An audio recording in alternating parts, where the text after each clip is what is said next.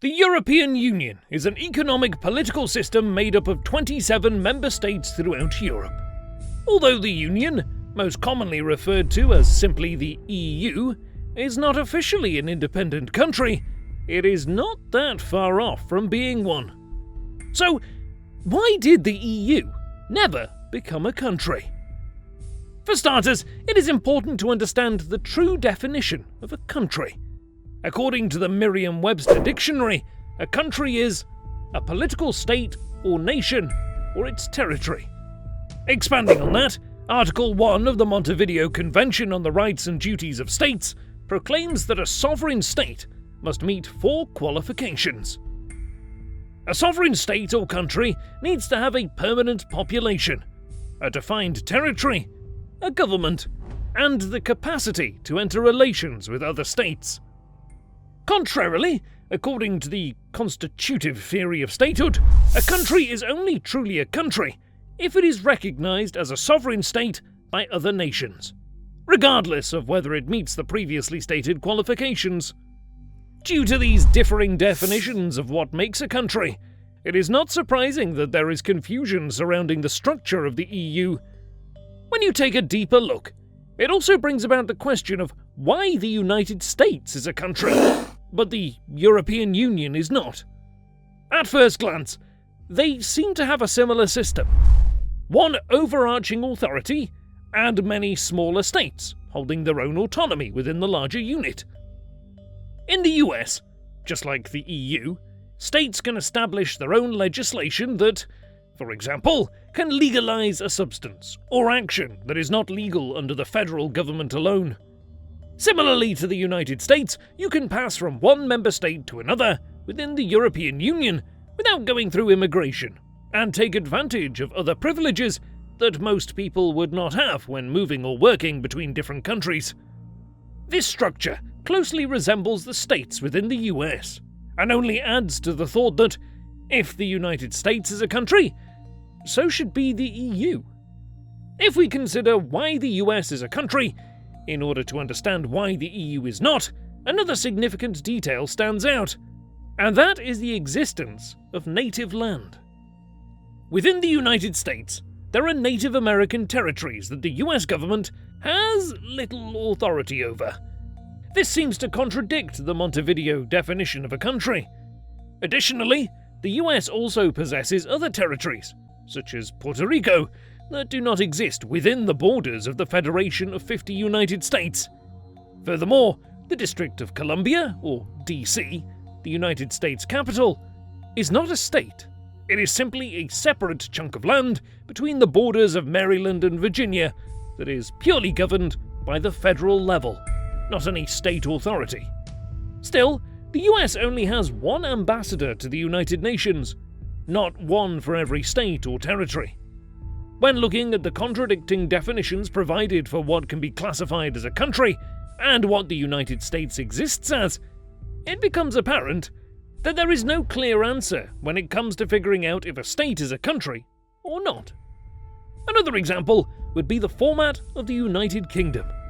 According to the Prime Minister's website, the United Kingdom is a union of 4 countries. According to other sources, Scotland, Wales, and Northern Ireland are not actually countries, or at least not independent states. An example in support of the latter stance is the fact that the United Kingdom is a member of the United Nations, but the individual states within the UK are not. Again, the conflicting guidelines for what makes a country just that seem to play a role in this disagreement. Focusing back on the European Union, we now have a better understanding of how the decision could be made to classify it as a country. Which leaves the question, why has that never been done? One reason may be the fact that the member states simply have no agreed-upon interest in becoming a united country or sovereign state. Some citizens within each member state do not even feel positively about their nation's involvement in the Union, let alone the prospect of becoming a sovereign country together. While many feel that EU membership helps to improve their individual country's economy, which was the original plan of such a union, that is still a far cry from being satisfied with the idea of full unity. Currently, the terms by which the EU is able to legislate and police within its member states are somewhere between that of a country and that of a typical political union. Similarities between the way the member states of the European Unions and the states within the United States function definitely exist, such as the previously mentioned lack of immigration process for travel, the presence of a common currency, as well as the fact that states are allowed to enact their own laws that may or may not match the rest of the Union. A vast amount of differences also exist though, which demonstrates where the EU falls short of country status. For example, defence policy for the European Union resides at the state level, whilst in the United States it is a federal matter.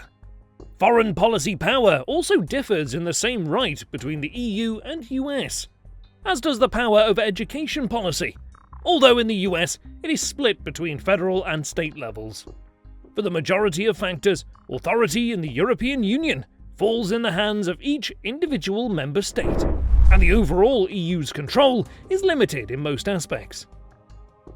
This structure leans the Union away from being a sovereign country by most definitions, as well as the aspect that no other nations, including those within the EU, recognize the Union as an independent state. So, it is clear that the European Union is not and has never been a country, and the reason for that conclusion is understandable. But is there any chance that the EU will become a country? The simple answer as to why the European Union has never become a country also stands to resolve this issue.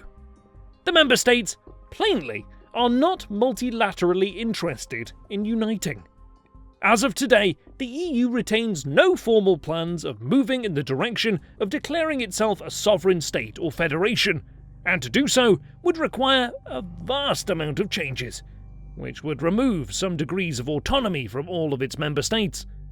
Interestingly though, after the end of World War II, Britain's Winston Churchill actually suggested the creation of a United States of Europe, declaring in a speech at the Swiss University of Zurich that, "I am now going to say something that will astonish you. The first step in the recreation of the European family must be a partnership between France and Germany. In this way, only can France recover the moral and cultural leadership of Europe. There can be no revival of Europe without a spiritually great France and a spiritually great Germany. The structure of the United States of Europe will be such as to make the material strength of a single state less important. Small nations will count as much as large ones, and gain their honor by a contribution to the common cause. The ancient states and principalities of Germany, freely joined for mutual convenience in a federal system, might take their individual places among the United States of Europe." Even more curiously, Churchill actually was opposed to Britain being a part of this supposed United States of Europe, but he felt that it was the right step forward for the rest of the continent. Clearly, agreement on the matter was not prevalent enough to make Churchill's wish come true, but there is still support today for a more closely integrated European Union. From the beginning of the EU's creation, its objective has been to create an ever closer union among the peoples of Europe. Whether that means the formation of an independent sovereign country, or simply a tighter relationship amongst the member states of the EU system, only time will tell. Nonetheless, it is clear that the European Union is not, and has never been a country, due to its own decisions that keep it falling short of meeting the standards of a defined country. Through its distribution of authority and limited power as a union over its member states, the European Union does not view itself, nor is it viewed by other countries, as a sovereign state on its own. It is possible for this to change at some point in the future, but not without major modifications to the core structure and system that makes up the contents of the EU as an entity.